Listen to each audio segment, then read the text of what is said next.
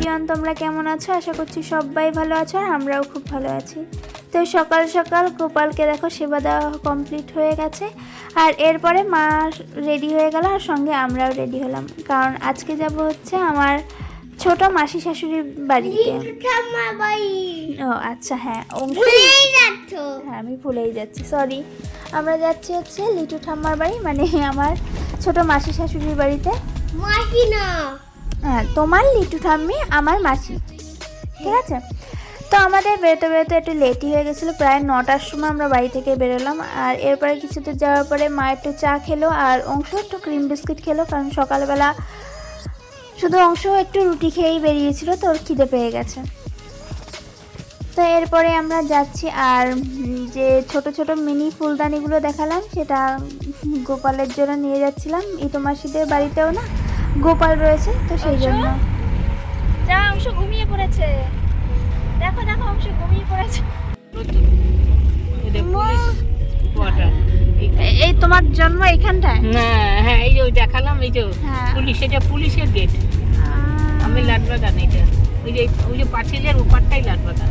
তো দেখাচ্ছি south gate, দেখাচ্ছি বিএন হাসপাতাল, দেখাচ্ছি বিএন হাসপাতাল হচ্ছে আমাদের বাইরের হাসপাতাল। ওই যে গেট, বেরাচ্ছিল গেট, এই দিক থেকে বিএন হাসপাতাল। তো মাসি বাড়ি আমরা পৌঁছে গেছি, আর যাওয়ার পরপরই দিদিভাই আমাদের খেতে বসিয়ে দিল, কারণ আমাদের যেতে যেতে প্রায় 11:30 বেজে গেছিলো।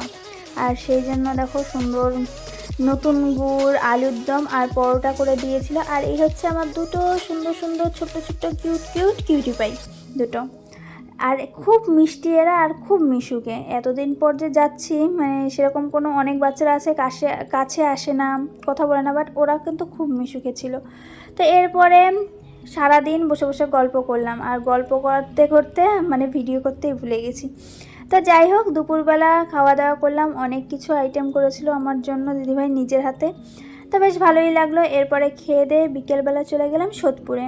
তো এখানে সেই গৃহপ্রবেশের সময় এসেছিলাম আর এখন যাচ্ছি, তো বেশ দেখলাম, চারপাশটা দেখলাম। আর ঠিক বাড়ির পাশেই ছিল একটা সুন্দর ছোট্ট নার্সারির মতো, মানে নার্সারি বললে ভুল হবে, নিজের শখের জন্যই আর কি গাছপালা উনি লাগিয়েছিল।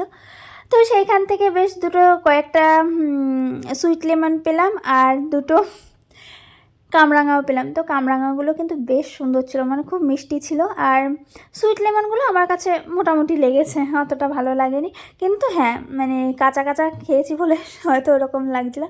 উনিই বলছিল যে একটু মানে আরটু পাকবে তাহলে মিষ্টি নাকি হবে, মানে আরও কমলা কালারের হবে, এটা একটু মানে সবে পাকা শুরু করেছে। তো যাই হোক, তাও খারাপ লাগছিল না, ভালোই লাগছিলো। এরপরে দেখা মিলল হচ্ছে রাজা বিস্কিটের ফ্যাক্টরির সঙ্গে। দেখো কত বড় এরিয়া নিয়ে তৈরি এটা।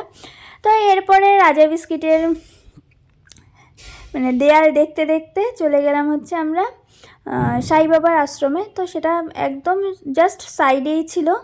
তো এরপরে চলে গেলাম এই আশ্রমের মধ্যে। আর যেহেতু মাসি শাশুড়িদের বাড়ি প্রথম আসলাম, সেই জন্য এখানেও কিন্তু প্রথম এই আশ্রমে। তো বেশ ভালোই লাগলো। আর কিন্তু মানে আজকের দিনে অনেক কিছু দেখে ফেললাম, মানে আমার শাশুড়ি মার জন্মস্থান থেকে শুরু করে এই আশ্রম, সাই বাবার আশ্রম, তারপর রাজা ফ্যাক্টরি, মানে রাজা বিস্কিট ফ্যাক্টরি, তো বেশ ভালোই লাগছিল।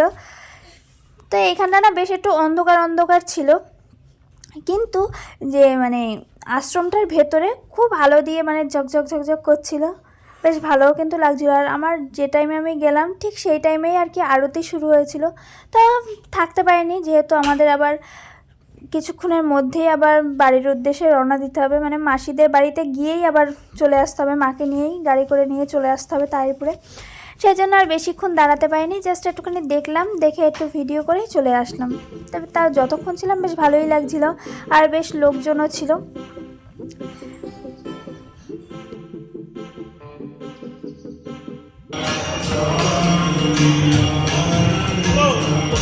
তো অংশুকে না নিয়ে আসিনি, আমি আর দাদাভাই চলে গেছিলাম।